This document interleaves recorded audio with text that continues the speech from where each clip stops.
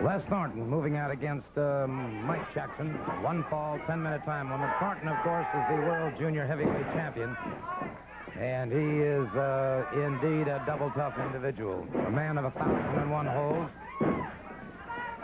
And again, it's my pleasure to have the world champion with me, Ric Flair. And Rick, of course, I know that Thornton has to travel extensively as well.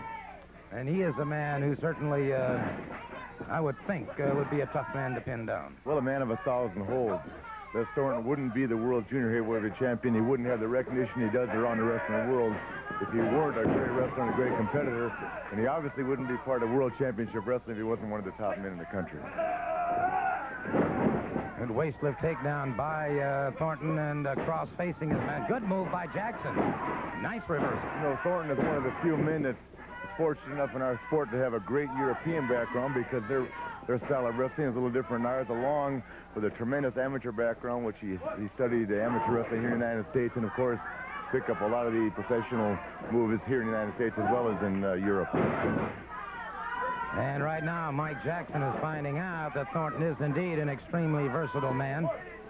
Jackson obviously would like a chance at that World Junior Heavyweight Championship, but he's beginning to find out firsthand why exactly Thornton is called the man of 1,001 holds. What I like about Thornton, tremendous durability. He's not afraid to get in and rough it up and set the tone and set the pace of the match right off the bat. Even though he's got a tremendous amount of wrestling skills we talked about, he likes to get in there and mix it up. He likes to find out what his opponent's made of. And believe me, if you can get your opponent a little gun-shy right from the start, the match is yours, and you have that feeling, you know where to go with it. Sounds to me like you're giving away a little of your own strategy as well, because I've watched you do that. I told you a long time ago that I'm not the biggest heavyweight champion of all time. I'll guarantee I'm the best conditioned, and I've got 60 minutes every night to prove to any competitor in the world that I am the greatest wrestler of all time, and I make darn sure that when I walk in that ring, I let him know it right from the start.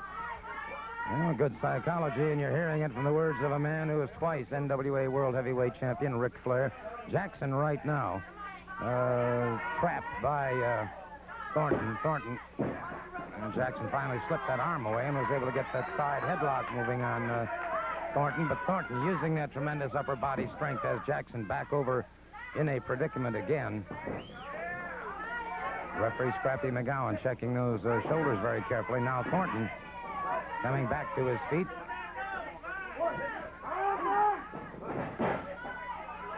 Good block by... There's an example of just having too much strength for his opponent. Thornton was able to overpower and block that offensive move by Jackson right there, and you saw the consequences. Jackson's on his back, and Thornton has a pinning combination on him. As I said earlier, Gordon, I'm going to be through Florida. I'm going into Texas. I'm going into the Midwest, where I have to face the challenge of guys like Brody and Harley Race. And I'll be coming in this area, and I'll be going on tour, and I've gotten lots of mail from all through the Northeast, whether it be Cincinnati or Cleveland or New York or Boston or Philadelphia. It makes no difference. I'm a world heavyweight champion, and I'm ready to defend this title against any of the top competition anywhere in the world. Well, there you have it, and Ric Flair has been doing just exactly that. He is a fighting champion, no question about it. He doesn't sit back and pick and choose his opponents. He definitely gets out there and takes on any and all comers. Jackson now punishing Les Thornton. Jackson acquitting himself extremely well, as Thornton is having a handful of problems here now. And Thornton slips away from it again. This is for a man his size, he is remarkably supple.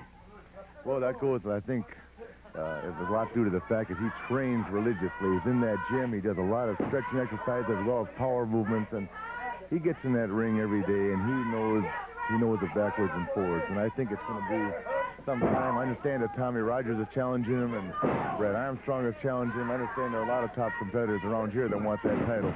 But I think they're going to find Thornton the first man to beat at any occasion. Right now, Jackson's giving him all he wants, so I have to give Mike Jackson credit.